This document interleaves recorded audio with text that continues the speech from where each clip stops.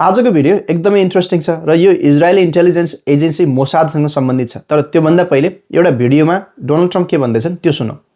Sometimes you need a ground campaign, but we have other people that will do the ground campaign for us. Donald Trump अचम्म लाग्दो कुरा गर्दैछन्। Donald Trump के भन्दैछन् भने इरानमाथि अब आक्रमण सुरु हुन्छ, जमिनी कारबाही सुरु हुन्छ, अब सेनाहरू घुस्छन् त्यहाँभित्र, तर ती हाम्रा सेना हुने छैनन् भनेर भन्छन्। यो कसका सेना हुनेछन् एकछिनपछि बुझौँला। तर अर्को एउटा सानो भिडियो क्लिप सुनौ डोनाल्ड ट्रम्प के भन्दैछन्। I'll save the energy targets for last, but ultimately we'll hit energy targets, yeah. But we're going to hit them very hard tonight. We're going to hit them very hard tomorrow night. We're going to hit them very hard the night after. And then next week it gets really bad for them because next week comes the power plants. Next week comes the bridges. We're going to knock out all their power plants. We're going to knock out all their bridges unless they get to the table and negotiate. Donald Trump के धम्की दिँदैछन् भनेदेखि अब इरानमाथि यस्तो आक्रमण हुनेछ कि इरानलाई हामी ढुङ्गे युगमा फर्काउनेछौँ भनेर भन्दैछन्। पहिले पनि यिनले भनेका हुन् यो कुरा। अहिले के भन्दैछन् भने अब मिलिट्री मात्रै हाम्रो टार्गेट रहेन, अब पानी प्रशोधन गर्ने केन्द्र, पुल, यिनीहरूको जे छ संरचनाहरू सबै ध्वस्त बनाइदिन्छौँ, खत्तम बनाइदिन्छौँ। यो पावर ग्रिडहरू पनि सक्दिन्छौँ। अब विद्युत उत्पादन गर्ने गृहदेखि लिएर सम्पूर्ण कुराहरू यसका जे छन् सबै ध्वस्त बनाइदिन्छौँ भनेर डोनाल्ड ट्रम्प भन्दैछन्। अब आजको भिडियोको बारेमा कुरा गरौँ। यो सबै घटनाक्रमहरू कसरी डेभलप हुँदैछ र इजरायलको इन्टेलिजेन्स एजेन्सी मोसादले कस्तो खेल खेलिरहेको छ भन्ने बुझ्ने प्रयास गरौँ। अमेरिका र इरान बीचको युद्ध फेरि सुरु भइसकेको छ र स्ट्रेट अफ हर्मुजमा फेरि नाकाबन्दी लागेको छ। इरानले यतापट्टि दुबई लगायत गल्फका विभिन्न सहरहरू खाली गर्न चेतावनी दिएको छ र अमेरिकाले पनि अब अल आउट वारमा जाने चेतावनी दिएको छ इरानलाई। यो खबर त सबैले सुनेको खबर हो। तर 2 महिनासम्म युद्ध विराम गर्ने भनेर एमओयू भएको थियो अस्ति भर्खरै इरान र अमेरिकाका बीचमा। अहिले लडाईँ नगर्ने, 2 महिनासम्म विभिन्न चरणमा वार्ता गर्ने र विभिन्न कुरामा सहमति गर्ने भन्ने जुन सहमति भएको थियो दुई देशका बीचमा, एकाएक यस्तो के कुरा भयो जसले फेरि यो युद्ध बल्झियो र फेरि यो युद्ध अब एकदमै खतरनाक मोडतिर जाँदैछ भनेर आजको भिडियोमा बुझ्ने प्रयास गरौँ। र यो सबैको तार मोसादसँग जोडिएको छ, जुन इजरायलको टप इन्टेलिजेन्स एजेन्सी हो र विश्वकै एउटा टप इन्टेलिजेन्स एजेन्सी मानिन्छ मोसादलाई। मोसादले कस्तो खेल खेल्यो भन्ने विषयमा बुझ्ने प्रयास गरौँ। एक हप्ता पहिले एउटा एकदमै खतरा समाचार आयो। अन्तर्राष्ट्रिय मिडियाहरूले पनि यसलाई बढाइ चढाइ गरेर बाहिर देखाए। समाचारमा के छापियो भने अमेरिकी राष्ट्रपति डोनाल्ड ट्रम्प लगायत युरोपका विभिन्न देशका नेताहरू जस्तो युकेका प्रधानमन्त्री केयर स्टार्मर, फ्रान्सका राष्ट्रपति इमानुएल मैक्रोन लगायतका विभिन्न नेताहरू इरानको हिट लिस्टको सूचीमा छन् भनेर खबर आयो। इरानले आफ्ना नेता आयतुल्लाह खमेनीलाई यी मान्छेहरूले मार्नमा सहयोग गरेको हुनाले यी मान्छेहरू पनि इरानको हिट लिस्टमा छन्। इरानले आफ्ना नेताको हत्याको बदला हत्या गरेर लिनेछ र यी नेताहरू कहिले पनि मारिन सक्छन् भनेर एउटा लिस्ट जारी गर्यो भन्ने समाचार आयो। यो समाचार अन्तर्राष्ट्रिय मिडियामा एकदमै धेरै फैलियो र यसमा एकजना अर्का मान्छे पनि थिए जसको नाम लिन्जी ग्राम हो। यहाँ म तल फोटो देखाउँदैछु। यी मान्छे एकदमै प्रो इजरायली हुन् र यिनी इरानलाई हानेरै पिटेरै कुटेरै सखा पार्नुपर्छ, इरानसँग कुनै किसिमको वार्ता गर्नु पर्दैन भनेर भन्ने मान्छे हुन् अमेरिकामा। र यिनी ट्रम्पका एकदमै नजिकका सहयोगी पनि मानिन्छन् र इजरायलका एकदमै ठुला हितैषी पनि मानिन्छन् र युक्रेनका पनि यिनी हितैषी हुन्। युक्रेनलाई पनि सहयोग गर्नुपर्छ, रसियासँग पनि युद्ध गर्नुपर्छ भन्ने पक्षमा रहेका मान्छे हुन्। यी मान्छेको एकाएक मृत्यु भयो। 3-4 दिन पहिलेको कुरा हो। यी मान्छे कसरी मरे थाहा भएन। यिनको मृत्यु हुनुभन्दा 1-2 दिन पहिले यिनी युक्रेनमा थिए, युक्रेनको ड्रोन फ्याक्ट्रीको अवलोकन गर्दै थिए। यिनलाई रसिया पनि मन पराउँथेन र यिनी इरानको हिट लिस्टमा पनि थिए अथवा इरानको सूचीमा पनि थिए। जो मान्छेलाई इरानले मार्छु भनेका थिए त्यो सूचीमा पनि यी मान्छे पर्थे भनेर समाचार आएको थियो। यी मान्छे एकाएक मरे। राम्रै मान्छे छन्। 2 दिन पहिले यिनीहरू बोल्दै थिए, 2 दिन पहिले यिनी भाषण दिँदै थिए, सबै कुरा गर्दै थिए। तर अमेरिका फर्केपछि यिनी मरे। बाहिर विभिन्न किसिमका कन्स्पिरेसी थ्योरी पनि आए। धेरै मान्छेहरूले के भने इरानले मारेको हुनसक्छ किनकि इरानको हिट लिस्टमै नि थिए। अरू मान्छेहरूले रसियाले पनि मारेको हुनसक्छ है भन्ने कुरा पनि बाहिर आयो र यो कुरा बाहिर आउनु स्वाभाविक पनि थियो। राम्रै मान्छे थियो, सबै कुरा ठिक थियो। 1 दिन पहिलेसम्म सबै कामहरू नर्मल रूपमा गरिरहेको मान्छे 81 अमेरिका फर्किने बित्तिकै मर्नु र यतापट्टि इरानले त्यो सूची जारी गर्नु एकैपटक भएको हुनाले यो कोइन्सिडेन्ट मात्र नभएर इरानले नै मारेको हुनसक्छ भन्ने खबर बाहिर आयो। इरानले आफूले त्यो सूची जारी गरेको भन्ने पुष्टि गरेको पनि छैन, न त लिन्जी ग्रामको मृत्युमा आफ्नो कुनै किसिमको हात छ भन्ने पुष्टि गरेको छ। इरान केही बोलेको छैन, तर खबर यसरी फैलियो कि यो सबै काम इरानले गर्दैछ भन्ने खबर फैलियो।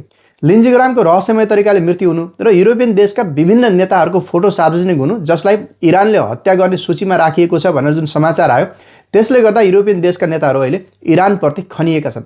उनीहरूले इरानले एमओयू उल्लङ्घन गरेको, एमओयूका शर्तहरू नमानेको, उल्टै विभिन्न देशलाई धम्काएर आतंक मचाउन खोजेको र विभिन्न देशका नेताहरूलाई हत्याको सूचीमा राखेको भनेर अहिले सम्पूर्ण युरोपियन देशका नेताहरू अमेरिकासँग मिल्न गएका छन्। योभन्दा पहिले युरोपियन देशहरूले के भनेका हुन् भने इरानमाथि आक्रमण गलत भयो, हामी तिमीसँग मिल्दैनौँ भनेर अमेरिकालाई एक्लै छोडेका हुन् र कतिपय युरोपियन देशहरूले आफ्नो बेस समेत अमेरिकालाई प्रयोग गर्न नदिएको हामीले देखेका हौँ पास्टमा। तर अहिले के भयो भने युरोपियन देशका नेताहरू अब इरानलाई गलत भन्न थाले र यतापट्टि अमेरिकालाई सहयोग गर्न तयार छौँ भनेर भन्न थाले। र अमेरिकाले चाहेको पनि यही हो। अमेरिकाले पहिले पनि चाहेको थियो युरोपियन देशका नेताहरू आउन् भनेर, तर ट्रम्पको जुन बोल्ने भाषा छ त्यसले गर्दा युरोपियन देशका नेताहरूले यिनलाई सहयोग गरेनन्।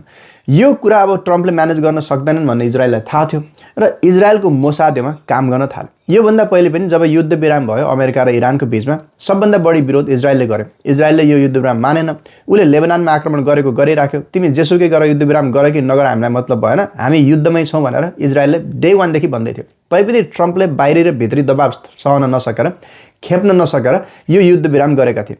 यो एमओयूमा भएका बुदाहरू अमेरिकालाई मान्ने हुनै नसक्ने खालका बुदाहरू छन्, मैले पहिले पनि भनेको थिएँ। र यो सिज फायर भनेको टेम्परेरी हो र कुनै पनि बेला युद्ध सुरु हुनसक्छ भन्ने मेरो पुरानो भिडियो पनि छ र त्यस्तै भएको छ आज।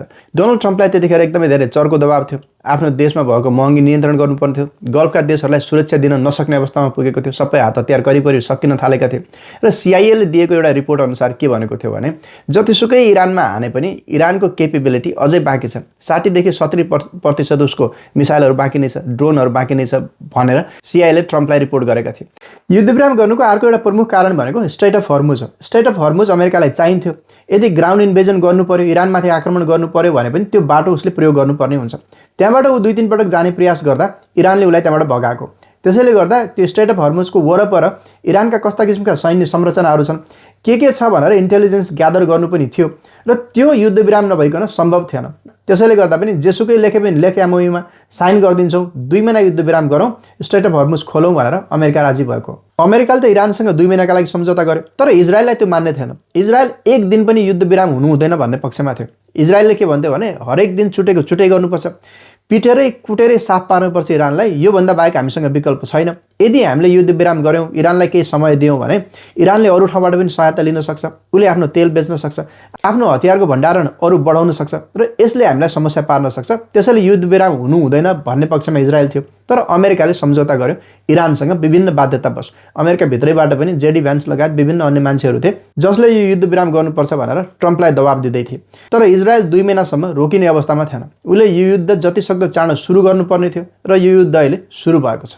अब कुरा गरौँ त्यो समाचारको जसमा अमेरिकी राष्ट्रपति डोनाल्ड ट्रम्प लगायत युरोपका विभिन्न देशका नेताहरूको इरानले हत्या गर्न सक्ने भन्ने खबर छापिएको थियो र त्यो सूचना इजरायली इन्टेलिजेन्स एजेन्सी मोसादले दिएको अमेरिकालाई भन्ने पनि कुरा बाहिर आएको छ। र अमेरिकी इन्टेलिजेन्स एजेन्सी CIA जुन छ त्यसले पनि यो खबरलाई इन्डिपेन्डेन्ट रूपमा भेरिफाई गरेको अथवा यसको आधिकारिकता प्रमाणित गरेको भन्ने कुरा पनि छ।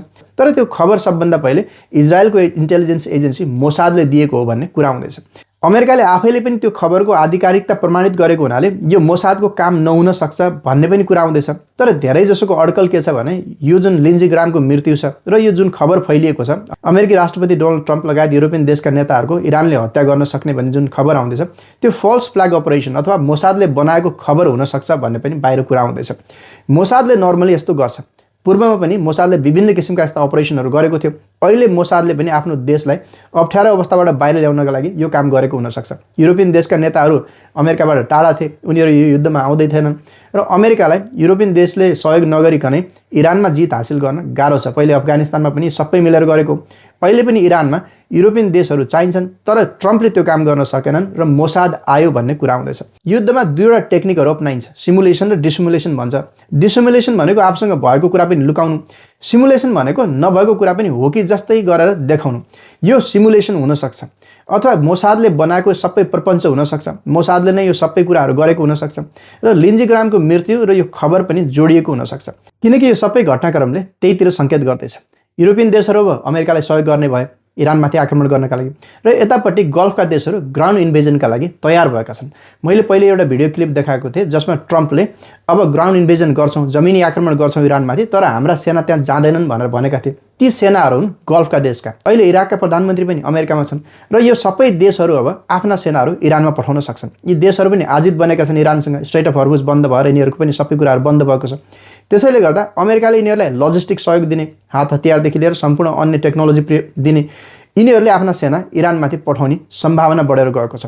एउटा अब्राहम अकर्ड भन्ने छ, इजरायल र गल्फका देशहरूको बिचमा भएको सम्झौता हो, जस अनुसार इजरायल र गल्फका देशहरू मिलेर बस्ने, झगडा नगर्ने। यी सबै अब्राहमका सन्तान हुन्, ज्युजहरू, क्रिस्चियनहरू, मुस्लिमहरू। त्यसैले हामीले मिलेर बस्नुपर्छ भन्ने एउटा सम्झौता थियो, जसमा युएले साइन गरिसकेको छ। अहिले साउदी अरब पनि त्यसमा साइन गर्दैछ भन्ने कुरा आएको छ। साउदी अरबले पनि इजरायलसँग अब आफ्नो सम्बन्ध राम्रो बनाउने भनेको छ र यसको सङ्केत देखिन सुरु भएको छ। साउदी अरब अहिले यमनमा आक्रमण गर्दैछ। यमनमा हुतीहरू छन्। हुती भन्ने सङ्गठन जसलाई इरानले सहयोग गर्छ, तिनीहरू इरानका पक्षमा लड्छन् र तिनीहरूमाथि आक्रमण गर्न सुरु गरेको छ साउदी अरबले। त्यसैले यदि जमिनी कारबाहीको आवश्यकता पर्यो भने यी सबै देशहरू मिलेर इरानमाथि आक्रमण गर्नेछन् र यतापट्टि स्ट्रेट अफ हर्मुज खुलाउनका लागि युरोपियन देशहरू आफ्ना जहाजहरू पठाउने कुरा गर्दैछन् र अब यी सबै देशहरू मिलेर इरानमाथि आक्रमण गर्नेछन्। जेसुकै भए पनि अब गल्फको युद्ध झन बढ्ने देखियो र हाम्रा जस्ता साना इकोनोमी भएका देशहरूलाई झन समस्या पर्ने देखियो। एकातिर रोजगार गुम्ने खतरा छ र अर्कोतिर इन्धनको मूल्य एकदमै धेरै बढ्ने देखिन्छ। त्यसैगरी ज्यानमालको पनि खतरा हुनसक्छ जो मान्छेहरू गल्फमा काम गर्नुहुन्छ।